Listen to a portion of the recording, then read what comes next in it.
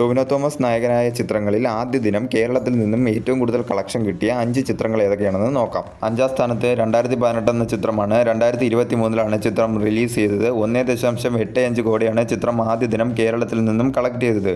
World wide ചിത്രം 150 കോടിക്ക് മുകളിൽ നേടുകയും വലിയ വിജയമായി മാറുകയും ചെയ്തിരുന്നു. 4-ാം സ്ഥാനത്ത് 2017 റിലീസ് ചെയ്ത ഒരു മെക്സിക്കൻ അപാരത എന്ന ചിത്രമാണ്. ചിത്രം ആദ്യ ദിനം കേരളത്തിൽ നിന്നും 2.07 കോടിയാണ് നേടിയത്. ചിത്രം വേൾഡ് വൈഡ് 22 കോടി നേടുകയും ഹിറ്റായി മാറുകയും ചെയ്തിരുന്നു.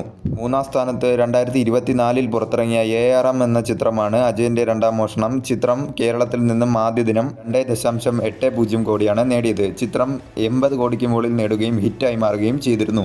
2-ാം സ്ഥാനത്ത് 2026 റിലീസ് ചെയ്ത പള്ളിച്ചട്ടമ്പി എന്ന ചിത്രമാണ്. ചിത്രം കേരളത്തിൽ നിന്നും ആദ്യ ദിനം 3 കോടിയാണ് കളക്ട് ചെയ്തത്. ചിത്രം ഇപ്പോൾ തിയേറ്ററുകളിൽ ഓടിക്കൊണ്ടിരിക്കുകയാണ്. 1-ാം സ്ഥാനത്ത് 2022 പുറത്തിറങ്ങിയ തല്ലുമാല എന്ന ചിത്രമാണ്. ചിത്രം കേരളത്തിൽ നിന്ന് 3.51 കോടിയാണ് നേടിയത്. വേൾഡ് വൈഡ് ചിത്രം 50 കോടിക്ക് അടുത്ത് കളക്ട് ചെയ്യുകയും വിജയമായി മാറുകയും ചെയ്തിരുന്നു.